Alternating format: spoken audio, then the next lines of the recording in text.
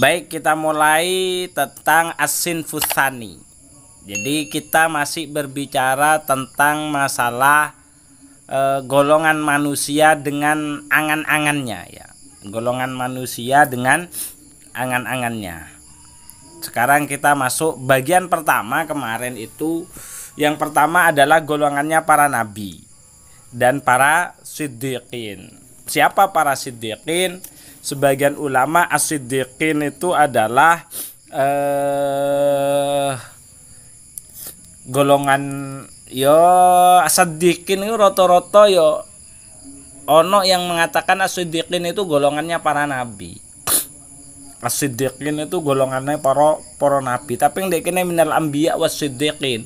Jadi orang-orang yang memiliki derajat as-siddiqin kaya bagiane menungso, cuman rata-rata golongan para nabi itu sudah masuk pada kategori as-siddiqin atau orang-orang tertentu yang memiliki derajat yang seperti itu, yang sampai pada derajatnya as-siddiqin. Nah, bagaimana dalam diri anbiya dan para siddiqin? Jadi pada diri anbiya dan siddiqin mereka itu sama sekali tidak memiliki angan-angan. Jadi gak ono istilahnya aku megawe pengen aku coro koyok ngene, aku coro koyok ngene, ndak ada dalam istilah mereka itu, ndak ada. Dalam pikiran mereka ndak ada. Aku sesuk misal aku diparing anu, aku bakal koyok ngene, ndak ada. Mereka itu ndak ada yang punya pikiran seperti itu. Fahum alat dawami mereka la amala lahum aslan. Mereka sama sekali tidak memiliki angan-angan.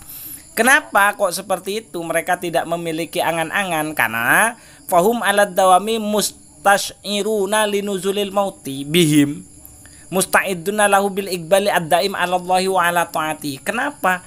Karena mereka senantiasa setiap saat, setiap waktu mereka merasa bahwasanya kematian bagi mereka itu sangat dekat sekali. Bahkan mereka pun tidak merasa kok memiliki kehidupan. Dan mereka secara hakikat mereka itu tetap merasa kalau mereka itu tidak memiliki kehidupan. Dan mereka sangat merasa kalau kehidupan yang ada di alam semesta termasuk diri mereka itu hanya milik Allah Subhanahu wa taala. Yo terserah opo kersane Gusti Allah. Jadi yang ada dalam benak mereka, mereka hanya melakukan sesuai dengan apa yang diperintahkan oleh Allah Subhanahu wa taala. Dari hal itulah menyebabkan mereka itu tidak pernah memiliki angan-angan. Seandainya aku nanti kaya mau sodako, seandainya kok ate urusan angan-angan yang masuk pada kategori tulul amal. Angan-angan sing apik iku gak ono. Mentok de azam kan. Mentok itu azam. Artinya mentok azam itu wong kata ulama salaf yang kemarin, kalau kamu punya apa lek ono dek waktu isu ojo sampai duwe angan-angan dek waktu sore kan, sampai seperti itu. Nah, kenapa? Karena mereka sudah tidak merasa memiliki hidup, sehingga yang ada dalam kehidupan mereka sehari-hari terus mempersiapkan diri untuk menghadap kehadirat Allah Subhanahu wa taala dalam kondisi senantiasa menjaga ketaatan. Lha piye wong lek wis ate mati iku mesti akean apike lah. Wong lek wis ate mati, aduh aku wis ate mati, wis sing ate njaluk sepuro lah. Itu yang ada dalam benak mereka. Jadi minal anbiya wasiddiqin. Dan memang sebenarnya harus seperti itu. Awake dhewe ae sing keliwat ngrumongsoni duwe urip. Hakikatnya yang ada di dunia itu tidak ada. Tidak ada, pada hakikatnya tidak ada. Kenapa? Karena keberadaan semua makhluk yang ada di dunia ini itu keberadaannya senantiasa digantungkan kepada ketiadaan. Saya ulangi, semua yang ada di muka bumi ini, semua alam semesta selain Allah itu pada hakikatnya tidak ada. Kenapa? Karena keberadaan mereka itu digantungkan kepada keberadaan Allah Subhanahu wa ta'ala. Artinya segala sesuatu yang ada di muka bumi ini termasuk nyawa kita iku mung titipan teko Gusti Allah, teko mung titipan. Nah, kalau memang nyawa yang ada dalam diri kita itu adalah titipan, maka kita tidak memiliki hak untuk mengatakan kalau diri kita itu bernyawa. Iku pada hakikatnya seperti itu. Contohnya ini, contoh paling mudahnya. Orang itu dikatakan kaya kalau memang dia memiliki uang. Tapi orang itu tetap tidak bisa dikatakan kaya kalau uang yang mereka miliki itu hasil pinjaman. Jadi uang soge iku lek encene duwe-duwe. Lek dhek duwe-duwe akeh, iku taping entuke nyele gak iso dhek diomongi duwe, gak iso dhek diomongi soge. Kenapa kok tidak bisa dikatakan kaya? Karena kekayaannya itu tergantung kepada mereka yang memberikan pinjaman uang. Karena bisa saja kapan saja uang itu mau diambil oleh pemiliknya, maka pada saat itu juga kekayaan kamu itu sudah tidak ada.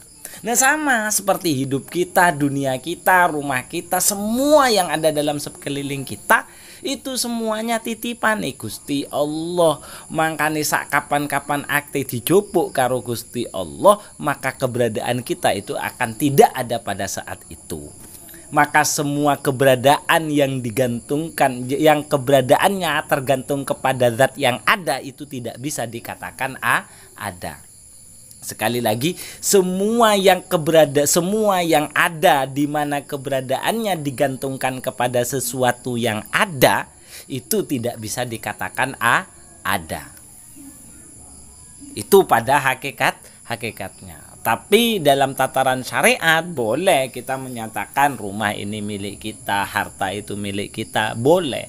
Tapi dalam keyakinan hati ini pada hakikatnya semua adalah titipan. Dan itu harus kita rumangsa lek awake dhewe iki omahe awake dhewe. Dadi lek ana wong sing ate nyolong barange awake dhewe, harus kita pertahankan dan mempertahankan semua yang menurut hak milik kita secara aturan syariat itu adalah jihad.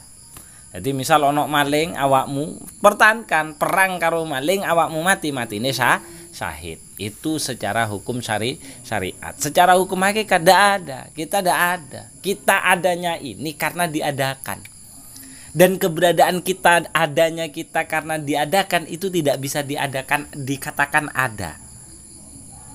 Jadi adanya sesuatu yang diadakan itu tidak bisa dikatakan ada. Gitu. Itu pada hakikatnya. Ya sama seperti contoh tadi, orang kaya itu dikatakan kaya kalau dia itu punya uang.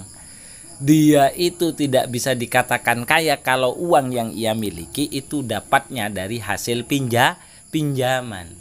Kenapa? Ya karena kekayaan yang dimilikinya itu tergantung kepada orang yang memberikan pinjaman uang.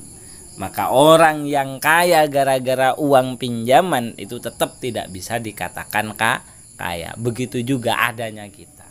Adanya kita itu ada karena diadakan. Maka semua sesuatu yang adanya karena diadakan itu tidak bisa diadakan ada. Nah, dalam benak Anbiya terus kemudian Siddiqin itu seperti itu.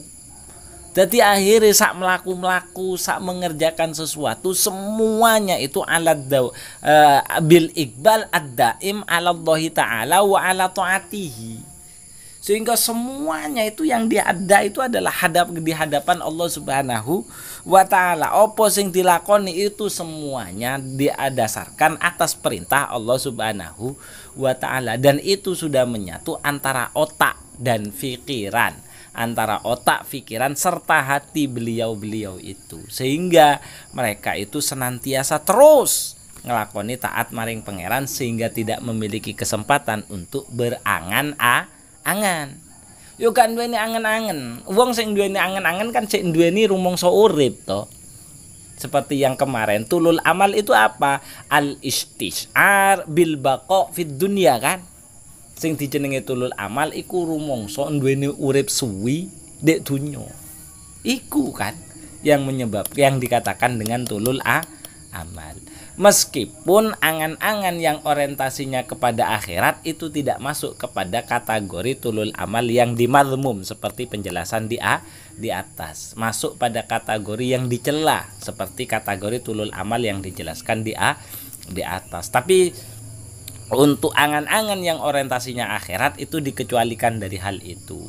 Jadi orang yang ketika memiliki pikiran orientasinya adalah untuk tujuan akhirat itu masih dikategorikan bagus. Loh, lek para asal ulama, para anbiya dan siddiqin itu sama sekali tidak memiliki angan-angan. Yo apa sing ndek ngarepe yo iku sing dilakoni. Apa yang menjadi tugasnya ya itu yang diupayakan. Apa yang menjadi kewajibannya ya itu yang dipaksakan dengan semaksimal tenaga yang mereka miliki. Itu. Kenapa? Ya karena itu wis.